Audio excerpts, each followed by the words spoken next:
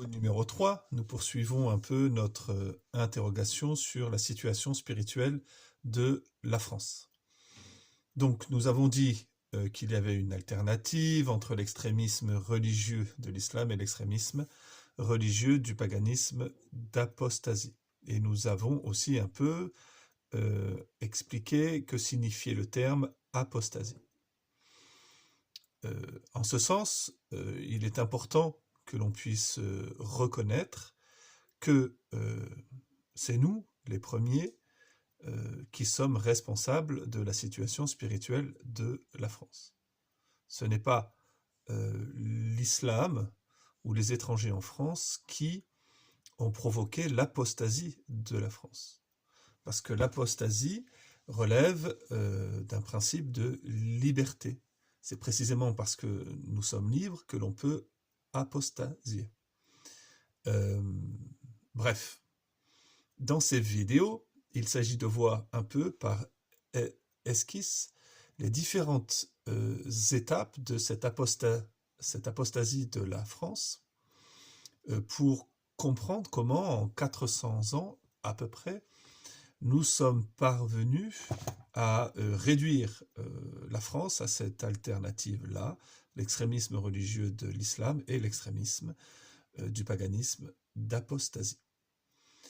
En ce sens, pourquoi il y a cette présence si importante de l'islam en France? Eh bien parce que ils ont trouvé la place vide. Ils sont très étonnés que la France leur laisse sa dignité, sa lieutenance sur un plateau d'argent.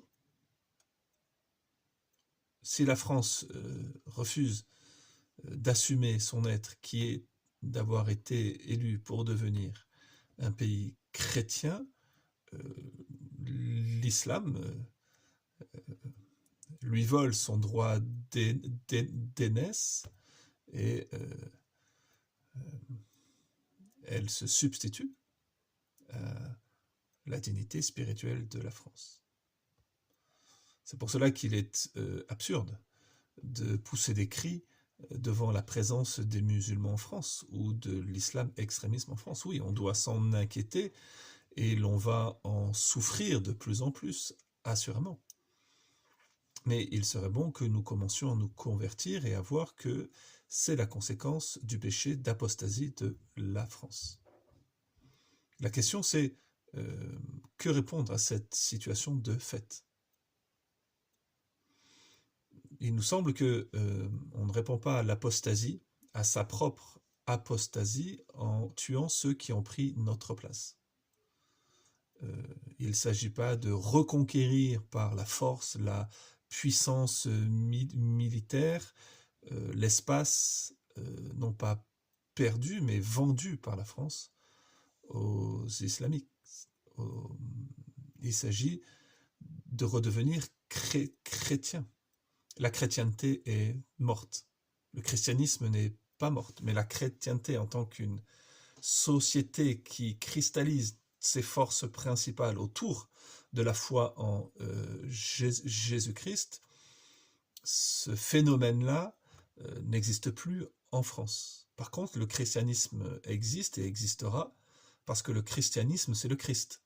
Et le Christ, ce sont les chrétiens quand ils vivent de l'esprit vivifiant de Jésus-Christ ressuscité de la mort. La question est comment ces quelques chrétiens, ce petit reste, pourra laver la truie de son propre vomissement et de son bourbier. Peut-être en devenant chrétien véritablement. Ce n'est donc pas l'esprit de combat ou la puissance militaire qui va sauver la France, mais bien plutôt l'ecclésiologie du sel, c'est-à-dire le fait que quelques chrétiens, en donnant leur vie et pour les musulmans extrémistes et pour les païens apostats extrémistes aussi, vont réengendrer la France à la fois chrétienne. À bientôt pour la vidéo numéro 4.